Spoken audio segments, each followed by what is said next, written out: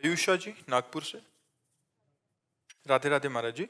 माँ जी, गीता के कर्म योग के सिद्धांत कर्म कर फल की चिंता मत कर का जीवन में पालन करना तो आवश्यक है, लेकिन जब परिस्थिति कठिन हो या मन अशांत हो तब दिमाग मन को शांत रखने के लिए क्या करें, क्या विचार सोचें? मन भविष्य की अनिश्चितता से भर जाता है, तो इसे वर्तमान में स्थिर कैसे रखें?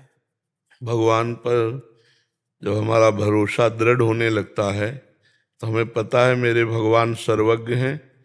वो मेरे भूत को भी जानते हैं, वर्तमान को भी जानते हैं और भविष्य को भी जानते हैं। हमें एकमात्र भगवान के आदेश का पालन करना है।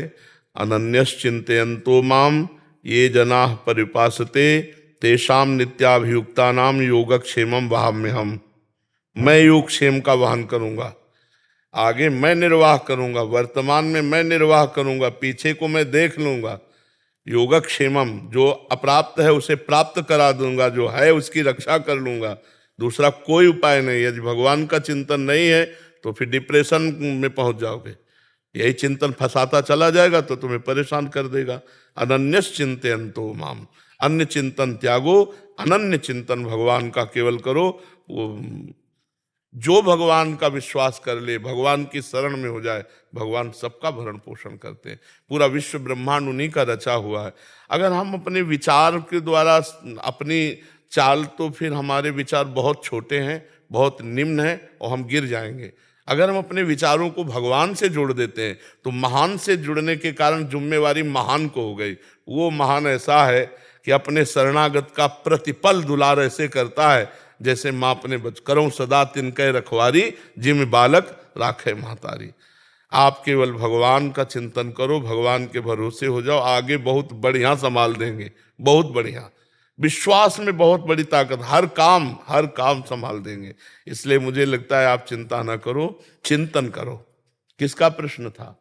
हाँ, भगवान का चिंतन करो, वो आगे भविष्य भी बढ़िया बना देंगे। भूत में जो गलतियां हुई उनको क्षमा कर देंगे। अहम तो हम सर्वपापेभ्यो मोक्षयिष्यामि मा शुचा, बिल्कुल आनंद। हम अपने जीवन की बात कहते हैं, भगवान की शरणागति परम आनंद, परम आनंद। अगर ना मिला होता तो हम महक से कह देते कि यार, जैसे कोई बाबा जी बनने आता है तो उसको कह देते बिल्कुल नहीं, बिल्कुल नहीं, घर जाओ ब्याह करो। बाबागिरी का मतलब समझते हो कोई खिलवाड़ थोड़ी, नाटक पाखंड करना तो खिलवाड़ है।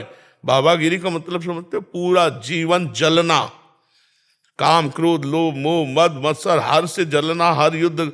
बिरला कोई भगवान तक पहुंच पाता है, और जो भगवान को प्राप्त हो गया तो परमानंद जानत तुम्हें तुम्हें हो जाए। फिर उसके लेकिन उस आनंद तक पहुंचने तक जितनी परीक्षाएं हैं, वो बैलेंस बना के चले तो बात अलग है, लेकिन सिर्फ भगवान, अब बड़ी बात हो गई।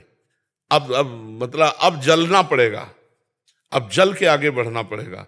तो ये मतलब अब सब कोई कमांडो तो नहीं हो जाता है, नहीं। कमांडो तो कोई आर्मी में से विशेष विशेष छांटे जाते हैं।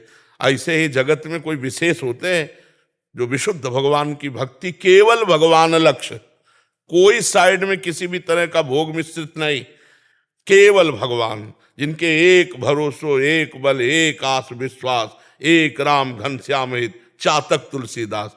चातक की तरह, जैसे चातक है ना, वो दूसरे वृक्ष पे नहीं बैठता जो जमीन के पानी से सींचा जाता है, वो सिर्फ आकाश के पानी से सींचे हुए वृक्ष पर बैठेगा और सिर्फ चोंच में जो आएगा स्वाति का बूंद वही पिएगा।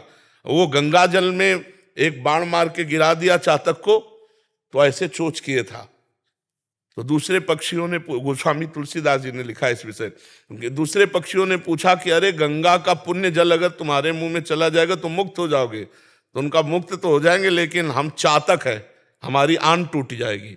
मैं सिर्फ आकाश से बरसे हुए स्वाति जल को लेता हूं, नहीं तो इसीलिए गर्दन उठा के मरते दम तक हमारी चोंच में गंगा का पानी न चला जाए। ये एक राम घनश्याम हित चातक तुलसीदास। चातक की तरह भगवान में चलना ये थोड़ा कठिन बात है, लेकिन भगवान बल देते हैं वैसे चलाते हैं। तो भगवान का नाम सर्वमंगलकारी है।